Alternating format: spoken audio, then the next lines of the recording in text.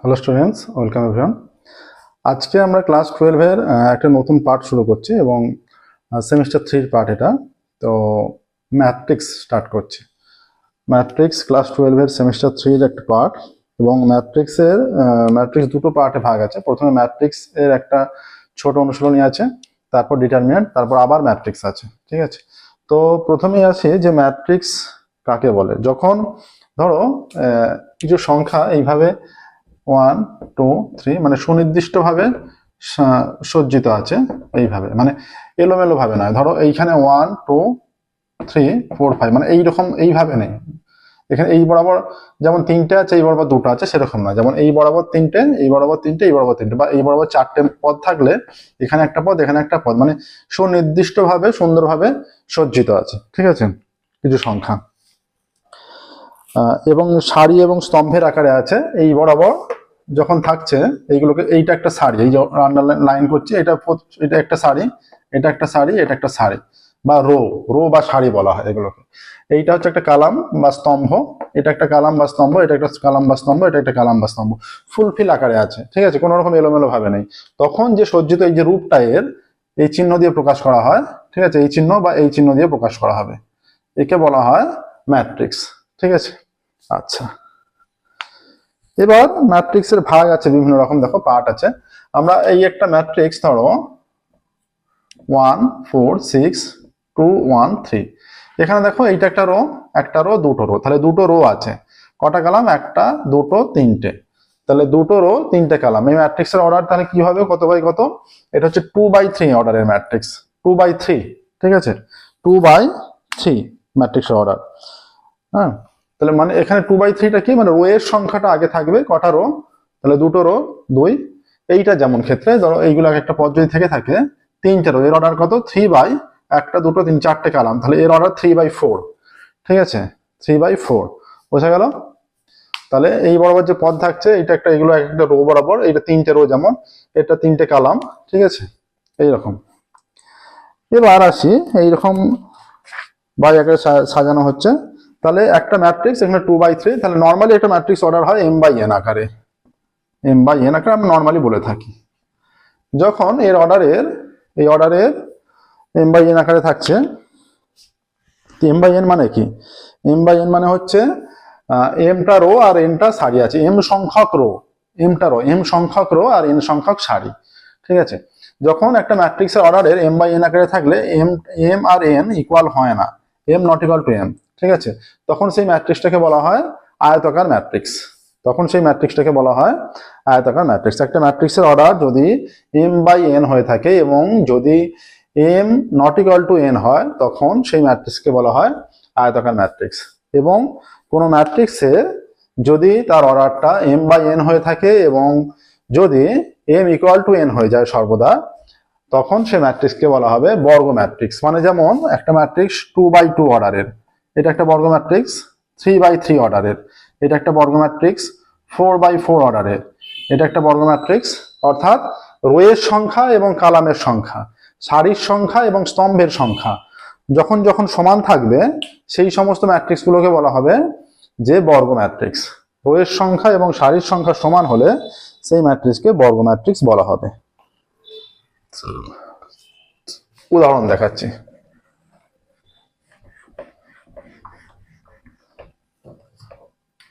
এই যে 2 1 4 3, তাহলে কটা রো? দুটো রো। কটা কালাম? একটা দুটো কালাম, 2/2 অর্ডার, এটা একটা বর্গ ম্যাট্রিক্স। একই রকম ভাবে তিনটে রো তিনটে কালাম হলে সেটাও একটা বর্গ ম্যাট্রিক্স। ঠিক আছে, এবার দেখো সারি ম্যাট্রিক্স। কোন ম্যাট্রিক্সে যদি একটি মাত্র সারি থাকে, মানে এইরকম ধরো 4 1 2, এইটা একটি মাত্র সারি, এদিকে এই বরাবর পদ আরো বাড়তে 4 2 6 1 এইরকম, এইগুলো হচ্ছে একটা সারি ম্যাট্রিক্স। ঠিক আছে, বা রো ম্যাট্রিক্স। সারির বাংলায় হচ্ছে রো, সারির ইংরেজি হচ্ছে রো। ঠিক আছে, বা এটাও একটা রো ম্যাট্রিক্স বলা যেত, 2 1, এটাও একটা সারি ম্যাট্রিক্স। স্তম্ভ ম্যাট্রিক্স, কোনো ম্যাট্রিক্সে যদি একটি মাত্র স্তম্ভ থাকে, 4 2 9, এটা একটা স্তম্ভ ম্যাট্রিক্স। এ আকারেও হতো 2 1, এটাও হবে। কোনো ম্যাট্রিক্সে যদি শুধুমাত্র একটি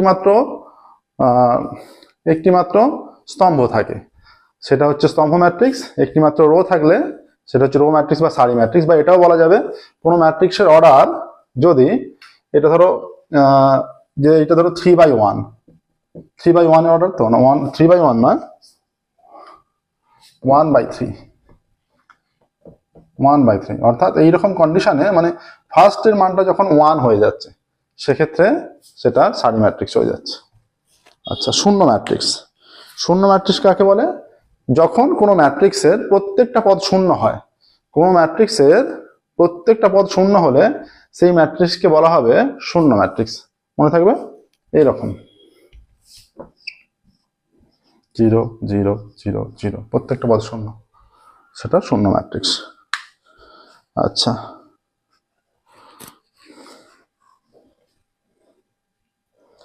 এবার দেখো কর্ণ ম্যাট্রিক্স। কর্ণ ম্যাট্রিক্স কাকে বলে? কর্ণ ম্যাট্রিক্স বিষয়টা আসছে, এগুলো হয়ে থাকে বর্গ ম্যাট্রিক্সের ক্ষেত্রে। কোনো বর্গ ম্যাট্রিক্সের যদি শুধুমাত্র কর্ণ বরাবর পদগুলো নন জিরো হয়, কোনো বর্গ ম্যাট্রিক্সের প্রধান কর্ণ বরাবর পদগুলোর মধ্যে মানে মিনিমাম একটা পদ অশূন্য হতেই হবে। মিনিমাম একটা পদ অশূন্য, বাকি অন্য সব পদের মান শূন্য হলে তাকে কর্ণ ম্যাট্রিক্স বলা হবে। অর্থাৎ প্রধান কর্ণ মানে কি বিষয়টা জেনে রাখতে হবে। প্রধান কর্ণ মানে 2 0 0 0 1 0 0 0 4, এইটাকে বলা হয় প্রধান কর্ণ। এইটা প্রধান কর্ণ, ঠিক আছে। প্রধান কর্ণ হচ্ছে এইটা। কোনো ম্যাট্রিক্সের যদি প্রধান কর্ণ বরাবর পদগুলো অশূন্য হয়, ঠিক আছে, যে সমস্তগুলো হতে হবে তা সমস্তগুলো না হলেও হবে, ঠিক আছে, সেটাকে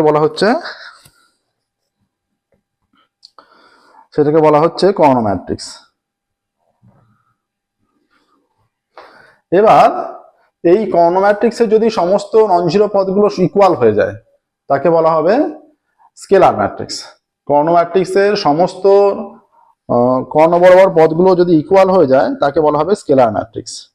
একক ম্যাট্রিক্স কাকে বলে? একক ম্যাট্রিক্স হচ্ছে এইটা হচ্ছে একক ম্যাট্রিক্স 1 0 0 0 1 0 0 0 1, মানে কর্ণ বরাবর পদগুলো প্রত্যেকটা যদি 1 হয়ে যায়, কর্ণ বরাবর পদগুলো প্রত্যেকটা 1 হলে তাহলে কর্ণ ম্যাট্রিক্স কোনটা? কর্ণ ম্যাট্রিক্স হচ্ছে কর্ণ বরাবর পদগুলো অশূন্য সব, ঠিক আছে।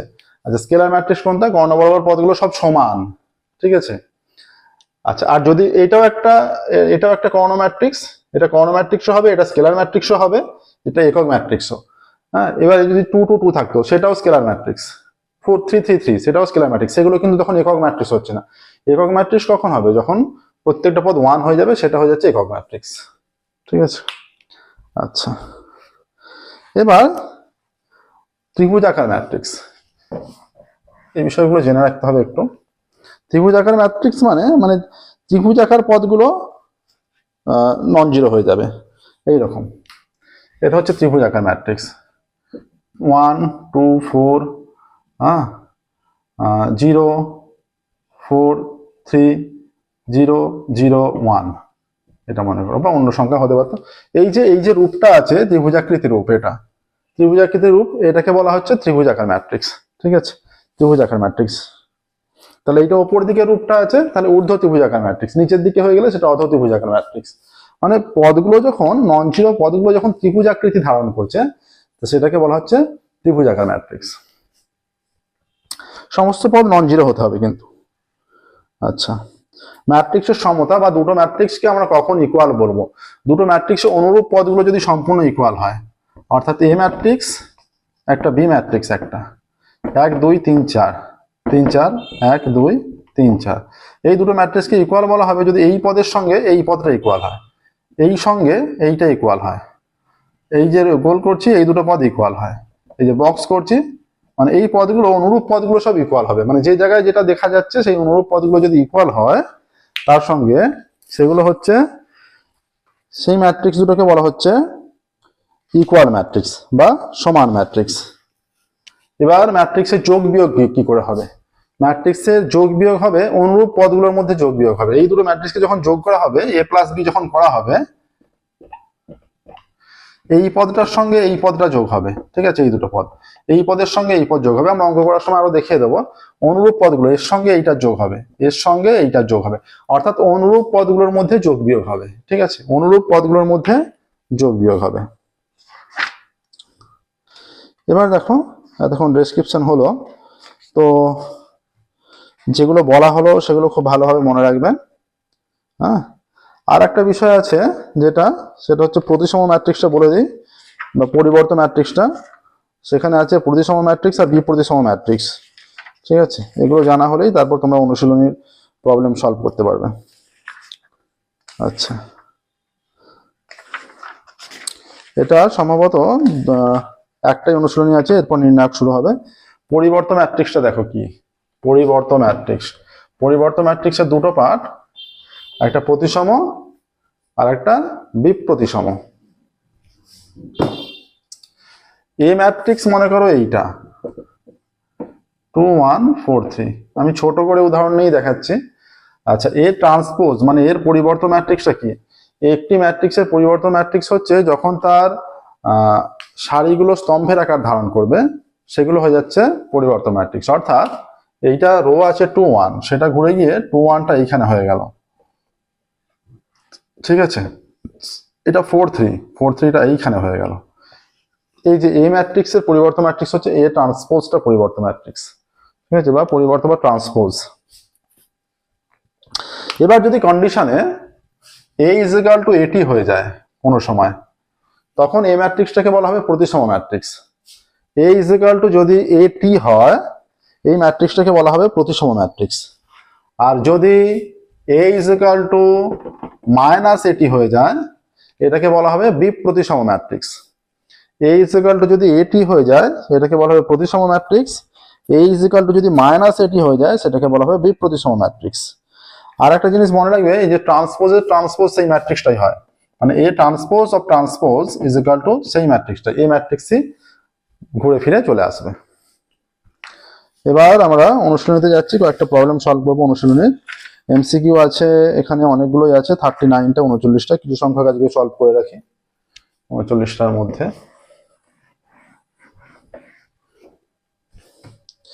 এক একটা,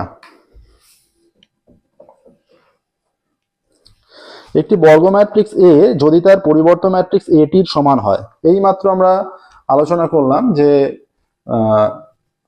ট্রান্সপোজের পর পরিবর্তন ম্যাট্রিক্স কি, সেখান থেকে প্রতিসম ম্যাট্রিক্স কি, বিপ্রতিসম ম্যাট্রিক্স কি। তাহলে এখানে বলে দিয়েছে একটি বর্গ ম্যাট্রিক্সে, এগুলো অবশ্যই বর্গ ম্যাট্রিক্স হতে হবে। আচ্ছা, তার পরিবর্তন ম্যাট্রিক্স এটি হলে, তাহলে তার পরিবর্তন ম্যাট্রিক্স এটি, তার মানে এ সমান এটি বলে দিচ্ছে, এ সমান এটি বলা আছে, তাই তো? তাহলে এ ম্যাট্রিক্সের পরিবর্তন ম্যাট্রিক্স এটি বলে দিচ্ছে এখানে। তাহলে বলছে যে একে বলা হবে অবশ্যই প্রতিসম, এ ইজ ইকুয়াল টু এটি হলে সেটা অবশ্যই প্রতিসম ম্যাট্রিক্স, আমরা একটু আগেই বলেছি। আর যদি A is equal to minus A T হয়ে যায়, সেটা বিপ্রতিসম।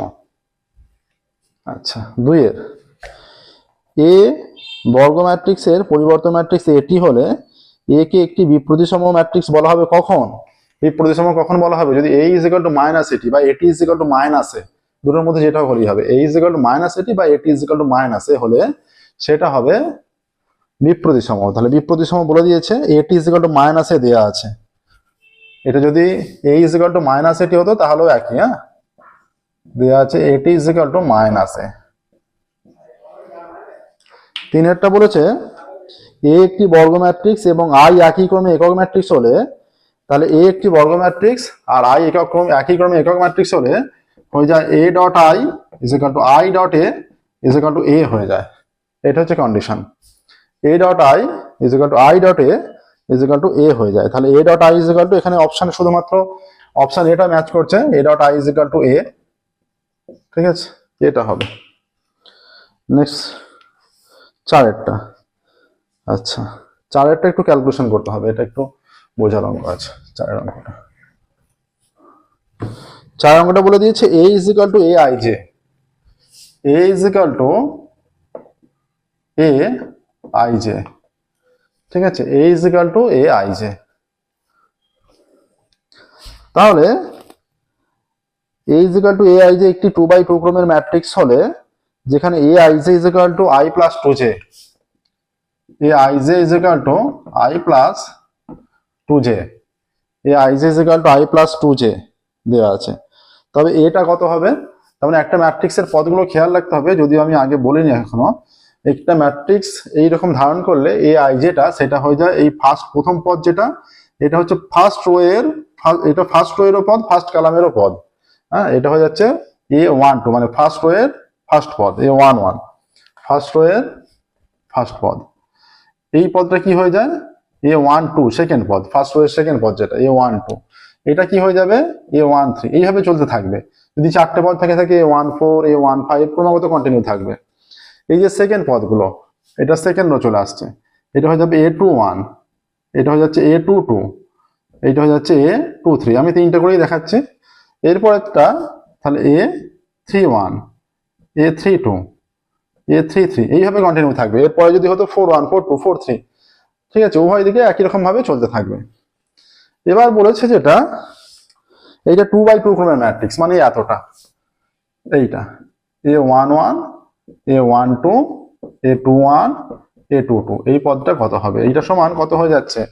তাহলে A11 মানে কি, i এর জায়গায় 1 j এর জায়গাতে 1, তাহলে 1 প্লাস 2 একে 2, i এর জায়গায় 1 বসাও, 1 প্লাস j এর জায়গাতে 1, তাহলে 1 প্লাস 2 একে 2 সমান 3, তাহলে এটা 3 হয়ে যাচ্ছে।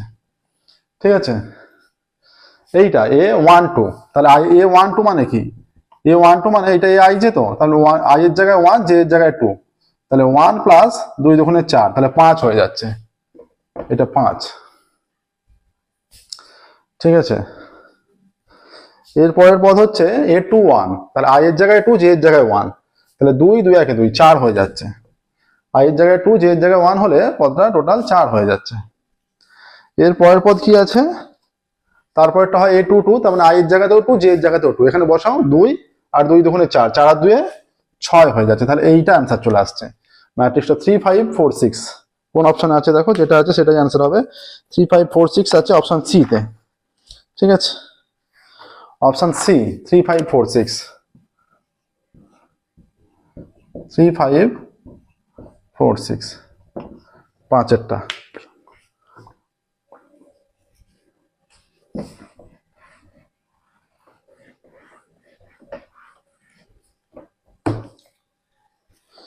আচ্ছা, পাঁচেরটা a is equal to ai যে একটি 2x2 ক্রমের ম্যাট্রিক্স, যেখানে এখানে a is equal to ai যে বলে দিয়েছে এবং 2x2 ক্রমের বলে দিয়েছে a is equal to ai যে, এবং এটা 2x2 ক্রমেরও বলা আছে।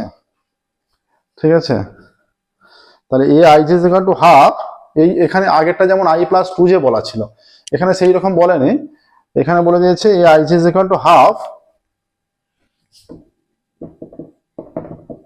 হাফ কত বলা আছে, i প্লাস 2 যে তার স্কোয়ার নাকি, হ্যাঁ i প্লাস 2 যে তার স্কোয়ার, i প্লাস 2 যে তার স্কোয়ার, এটা দেওয়া আছে। ঠিক আছে, এবার একই রকম ভাবে পদ বসাতে হবে। এইটা হয়ে যাচ্ছে এইটা রূপটা A11 A12 A21 A22, তাহলে A11 মানে i এর জায়গায় 1 j এর জায়গায় 1, তাহলে 1 2 একে 2 3, 2 একে 2 প্লাস 1 3, 3 এর স্কোয়ার 9, তার মানে প্রথম পদটা হয়ে যাচ্ছে 9/2। A12 i এর জায়গায় 1 j এর জায়গায় 2, তাই তো, 2 দুগুণে 4 একে 5, 5 এর স্কোয়ার 25, এটা হয়ে যাচ্ছে 25/2। ঠিক আছে, A21 মানে i এর জায়গায় 2 j এর জায়গায় 1, তাই তো, তাহলে 2 2 একে 2 প্লাস 2 4, 4 এর স্কোয়ার 16, 16/2 মানে 8 হয়ে যাচ্ছে। এবার A22 2 2 দুগুণে 4, 2 দুগুণে 4 2 6, 6 স্কোয়ার 36, 36/2 18, এইটা হয়ে যাচ্ছে। দেখো কোন অপশনের সাথে ম্যাচ করছে, যেভাবে ক্যালকুলেশন করলাম সেভাবে করবে, অপশন পেয়ে যাবে। ঠিক আছে, অপশন এ তে যেটা আছে সেটাই অ্যান্সার হয়ে যাচ্ছে, অপশন এর সঙ্গেই ম্যাচ করে যাচ্ছে। 9 2 25 2 8 18, অপশন এ 9 2 25 2 8 18 6। 6 বলছে a is equal to ai যে একটি 3/2 ক্রমের ম্যাট্রিক্স।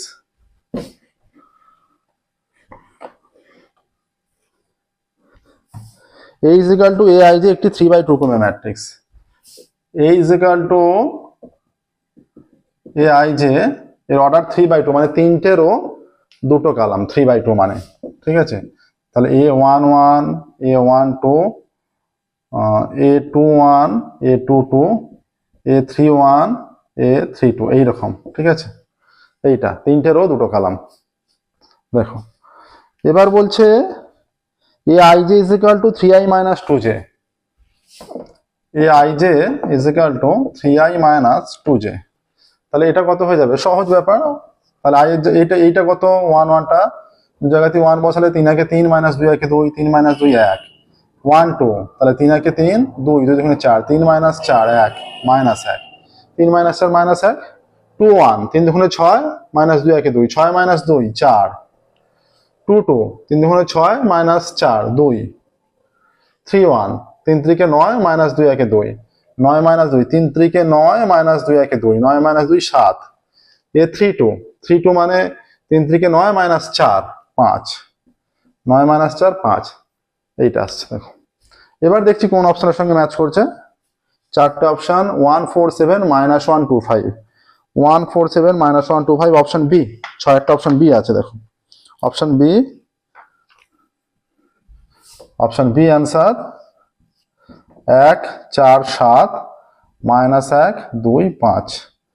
ঠিক আছে, এইটা আসছে। আচ্ছা তাহলে 6 পর্যন্ত হলো। আজকে আমরা 6 পর্যন্ত স্টপ রাখছি।